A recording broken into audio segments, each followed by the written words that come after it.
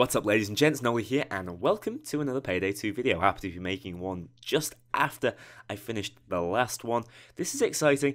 I know I said that informational videos would be taking a backseat, mainly because I thought there wouldn't be a great deal of information coming out for Payday 2, but upon saying that, that very same night, for me it was right in the middle of the night, because obviously Japan is hours and hours ahead of the EU and the US, so you guys got this at a reasonable time. I got it at about 4 or 5 in the morning, so I obviously didn't touch it until this morning, or I didn't even see it. Got quite excited for it, because this is of course a DLC pack that we have been waiting for a really long time.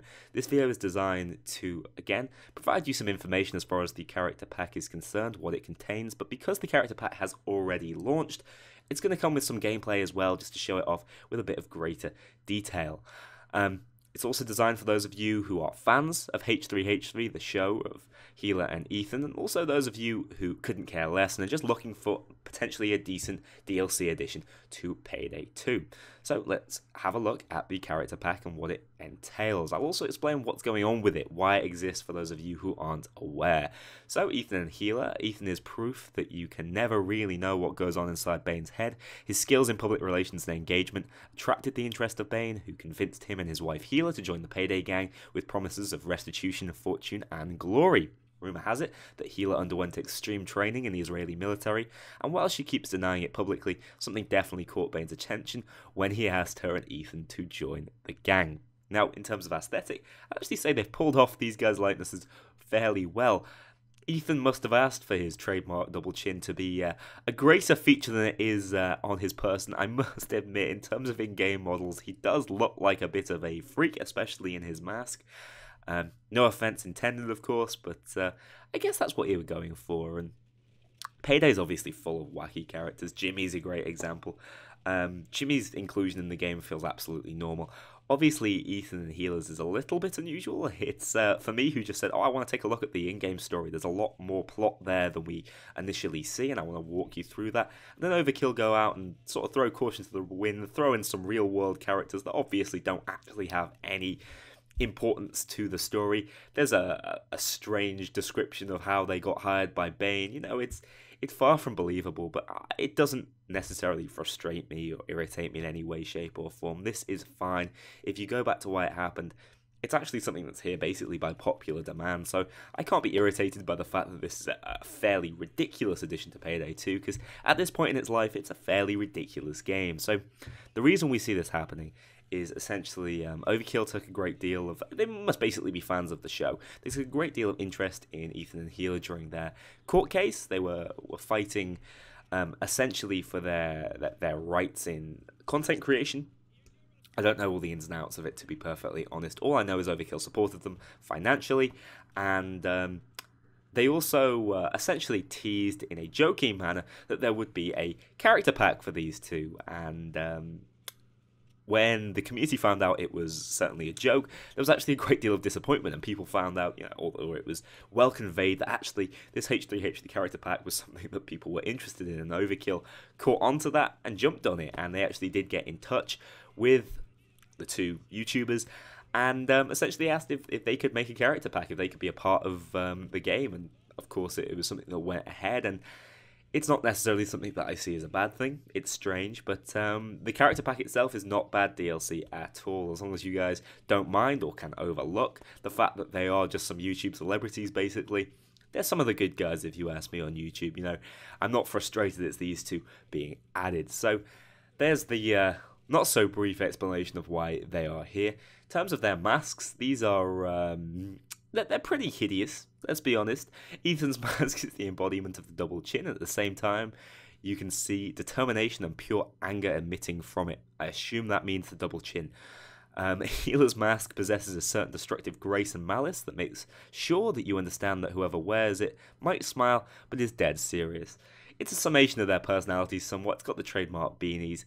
I have to admit, Ethan, with his model and this mask on, is a bit of a monstrosity, but you know what? I'm sure that's what they were going for, so I don't have a problem with it.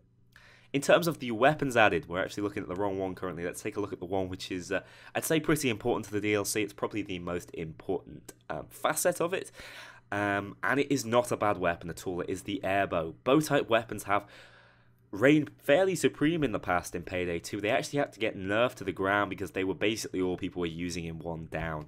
And this airbow has some really interesting looking stats. A great rate of fire for the bow category in the special class. Means that it has some serious DPS options. It also has some serious synergy options with skills in the game, which bows in the past have been fairly lacking in. Its DPS is huge. It's a good weapon. It can feel a little clunky to use at first. It's going to take some practice, some getting used to. You guys will not be impressed by my gameplay using it, but I definitely think this is a weapon that could see itself with a lot of use and be one of the more top tier weapons in the game. If anything, for those of you who aren't interested at all in the character pack but are interested in staying very relevant in Payday 2 and enjoy picking up the DLCs, this may be an incentive to go out there and buy it. In terms of the melee weapon, we have the two-handed Great Ruler. Look at the stats on this thing. They're absolutely ridiculous. Actually, if you look at them, I believe they're identical to the stats that appear on the Shinsakuto Katana, which is pretty much the best weapon in the game, melee weapon in the game, and I don't think anyone's trying to argue against that. So I got pretty excited. Unfortunately, the hidden statistic of swing speed doesn't show up on this two-handed Great Ruler. And as such, the weapon does actually feel a little bit clunky and just doesn't swing fast enough to really make use of what are pretty positive damage and knockdown numbers, which is a shame, but it's not a bad weapon by any stretch of the imagination. Our two-handed Great Ruler is the biggest ruler we make, but don't let its size fool you, as there's nothing awkward or clumsy about this awesome ruler. It's, you know, it's meme-malicious. Let's move on from the weapons. Like I said, they're probably the greatest draw to this DLC to have a look at the new perk deck, which is also cool, don't get me wrong. It's a new perk deck to the game. It offers some very new play styles, which I always like to see, and it also is functioning more around a support style, which we don't see a great deal of in Payday 2. Ethan and Healer are a team, and it is therefore self-explanatory that they'll share a perk deck. Ethan and Healer are all about staring some ruckers together. Their perk deck is called Tag Team. Tag Team is about working together as you can tag another player. By tagging another player, you'll be able to, among other things, regain health or reduce your cooldown timer. Tag Team is a powerful perk deck where you're able to take teamwork to a whole new level. So essentially how this works is the first unlock in the perk deck is actually a throwable, so it replaces your throwable slot, which isn't the world's worst loss. And through doing that, you can now activate it through your throwable when you're pointing at an ally to essentially connect this gas canister from you to them. What this does is it automatically links the two, allowing you both to heal from kills you get and also to build up some block stacks so you can block incoming damage based on the kills you both get.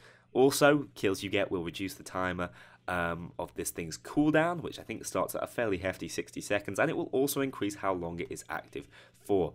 This is a good perk deck for running online if you only play single player a lot, single player with AI. While it can be used on the AI, it's obviously not at its maximum effectiveness used in that fashion.